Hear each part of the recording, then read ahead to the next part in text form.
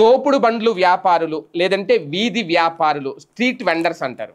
ఈ మధ్యకాలంలో ఇవి పెరిగిపోయి నగరాలను ఆక్రమించేస్తున్నారు. అంతేకాదు రోడ్లను కూడా వాళ్ళు ఆక్రమించేస్తున్న పరిస్థితి. దీంతో ట్రాఫిక్కి చాలా ఇబ్బంది అయిపోతుంది. ఈ నేపథ్యంలో ఆ వీధి వ్యాపారాల మీద హైకోర్టు సీరియస్ అయిందట.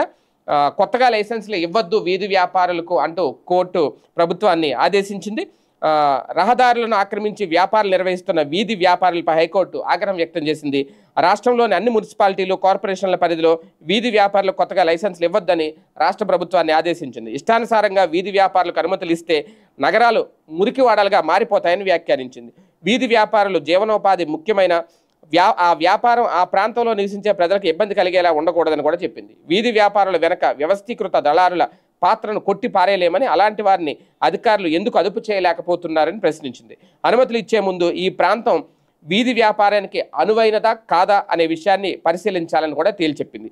వీధి వ్యాపారుల జీవనోపాధి రక్షణ అలాగే విక్రయాల నియంత్రణ చట్టానికి అనుగుణంగా మౌలిక వసతులు వ్యాపార నిర్వహణకు జోన్లు ఏర్పాటు చేసే ప్రక్రియను చేపట్టాలని ఆదేశించింది. విచారణ ఆగస్టు 13కు వాయిదా వేసింది. ఒక రకంగా ఇక నుంచి కొత్తగా ఎవరైనా వీధి వ్యాపారాలు పెట్టుకోవాలంటే వాళ్ళకైతే అనుమతి ఇవ్వరు. ఎందుకంటే వాళ్ళు మున్సిపాలిటీ దగ్గర అనుమతి తీసుకొని పెట్టాలి.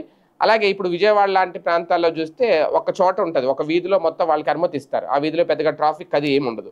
అలాగే మార్కెట్ లాగా అలాగే ఏదైనా వాళ్ళ కోసం ఒక గ్రౌండ్ లేదంటే ఒక ఏరియా కేటాయించి అక్కడ పెట్టుకోమంటే ప్రాబ్లం. ఎందుకంటే వాళ్ళకు కూడా ఒక జీవనోపాధి, మొత్తం తీసేయమంటే వాళ్ళు కూడా ఇబ్బంది పడతారేమో. ఏది ఏమైనా ఎక్కడ పడితే అక్కడ పెట్టడం వల్ల నిజంగానే రోడ్లు పాడైపోతాయి, అక్కడ ట్రాఫిక్ కూడా చాలా ఇబ్బంది అవుతుంది. కాబట్టి హైకోర్టు తాజాగా ఈ నిర్ణయం అయితే వెల్లడించింది. కాకపోతే విచారణ అయితే వాయిదా వేసింది. మరి ఫైనల్ తీర్పులో ఏం చెప్తుందో చూడాలి.